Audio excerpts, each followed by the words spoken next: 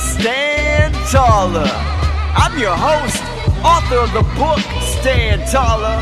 My name is Alex MacDonald, and this podcast here is designed to help you learn how to pivot your beliefs so that you can stand taller. If you want to conquer your negative beliefs and start living a life of possibility and victory, then you need to follow the steps this book and this podcast share. Thanks so much for tuning in. We're gonna have a great time. Hello and welcome to episode 8. I'm so grateful you're here. You know, to this day, the boy that used to bully me at school still takes my lunch money. On the plus side, he makes really great Subway sandwiches. My neighbor used to always say, as one door closes, another opens. Now, I think he's a wonderful guy, but he sure is a terrible cabinet maker. I'm sure my wife has been putting glue on my weapons collection. I swear she is. She denies it, but I'm sticking to my guns. Glue sticking to my guns. These are intentionally bad jokes just to get us up on the right foot, get us in the right mood, let some of our defenses down. We're here to have fun, make money, make a difference, and I'm so glad that you're tuned in. The story that I want to share with you today is about Colonel Sanders. Many of us know about KFC and see the commercials with many different people playing Colonel Sanders, but very few of us know the story about how he became a success. He became an unbelievable success. Was it because he was born wealthy? Nah. Was his family rich? Not at all. Did they send him to a top university like Harvard? Maybe he was successful because he started his business when he was really young. Let me tell you, none of these answers are even remotely true. See, Colonel Sanders didn't begin to fulfill his dream until he was 65 years old. What drove him to finally take action? He was broke and alone. He got his first Social Security check for a mere $105. That means he was expected to live off of $105 per month. Can you believe that? He got mad, but instead of blaming society or just writing Congress a nasty note, he started asking himself, what could I do that would be valuable for other people? What could I give back? He started thinking about what he had that was valuable to others.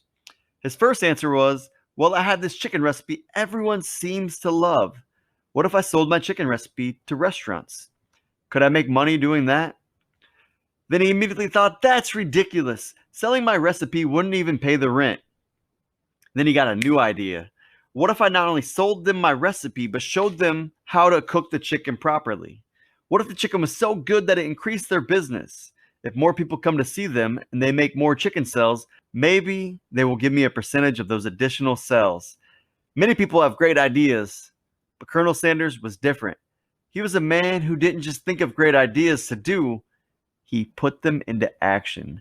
He went and started knocking on doors, telling each restaurant owner his story. Hey, I have a great chicken recipe, and I think if you use it, it'll increase your sales. I'd like to get a percentage of that increase.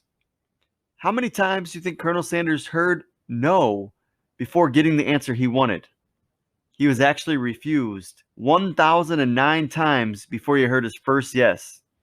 He spent 2 years driving across America in his old beat-up car, sleeping in the back seat in his rumpled white suit, getting up each day eager to share his idea with someone new.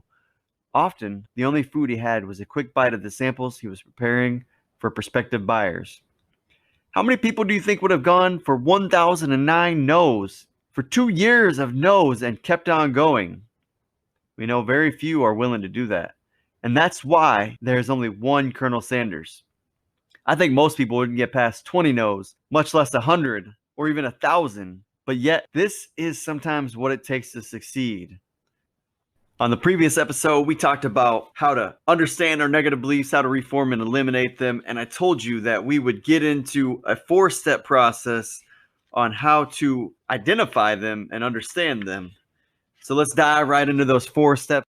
Step number one is be clear on your negative beliefs.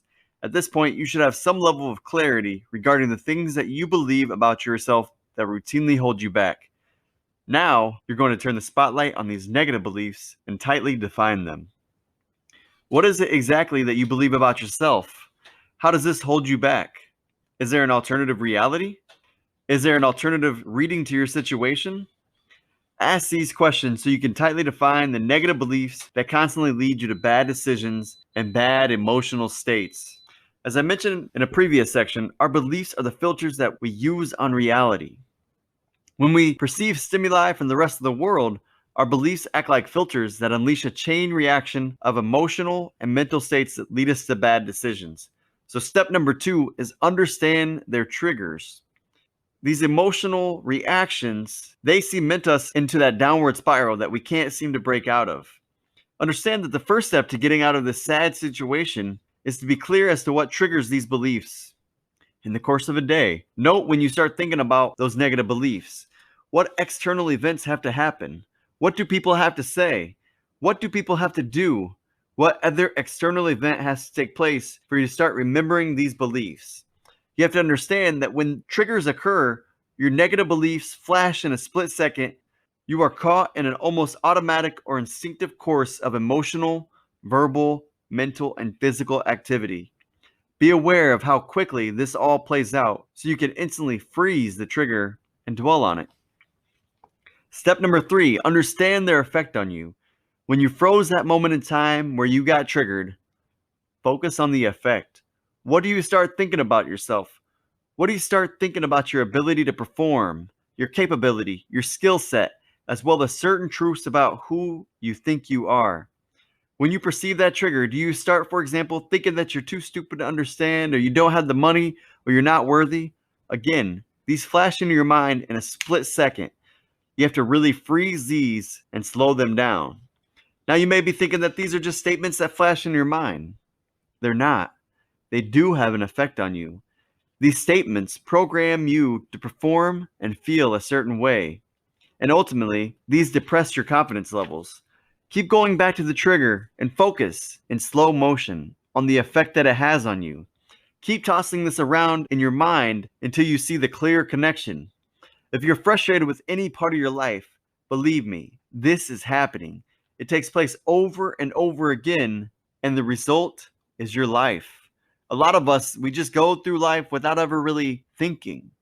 We spend a lot of time scrolling through social media or staring at a TV screen and just zoning out. But instead, we need to think about what we think about and think about how that affects our beliefs. We need to really dive down into our beliefs. So step four is get a sense of urgency about conquering these beliefs. Now that you've gone through steps 2 and 3 enough times, it should be clear to you that your negative beliefs effects should be clear enough to you. Once you see the connection between the things you choose to believe about yourself and their triggers, as well as the results they produce, now is the time to take action. You have to allow yourself to get a sense of urgency about conquering these beliefs. Be clear that you need to change. Be clear that you need to break out of this negative downward spiral. However, that sense of clarity must rise to a level of emotional urgency. Make no mistake about it. All of us are capable of intellectual realizations, but these are not going to change your life. You can come up with all sorts of amazing insights, but until and unless you feel so pumped up about making certain changes based on these realizations, your life is not going to get any better. Focus on getting a sense of urgency about conquering these negative beliefs that hold you back and drag you down.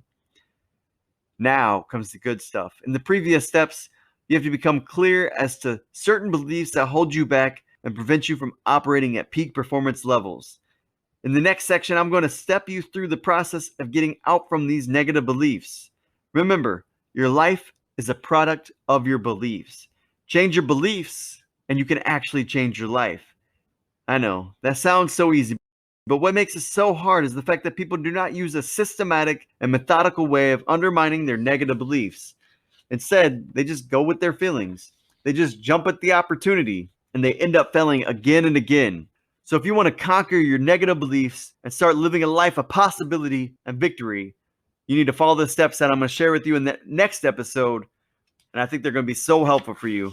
So I appreciate you learning these 4 steps on identifying them. Now we're going to use these next steps to overcoming them.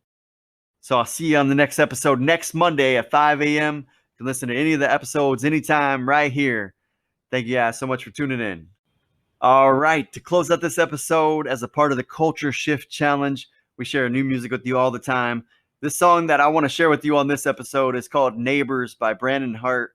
Brandon Hart is such a unique artist, but what this song means to me is we need to be the change we wish to see in the world. There's so much division going on right now, and we just need to be good neighbors. And so as we start to overcome these negative beliefs about ourselves, we're going to start having better relationships with self, but it's going to lead to even better relationships with others. So as you gain confidence, one of the things you're going to realize is most of the time, people aren't even thinking about you. And so if you can be different and think about others, maybe smile at your neighbor, be good to people, and do a good deed, then you're going to definitely change the world, at least change your world. And so I encourage you to do that, but also just enjoy this song, Neighbors by Brandon Hart. Thank you so much for tuning in to the Stand Taller podcast. We'll see you at the top. So we'll see you real soon.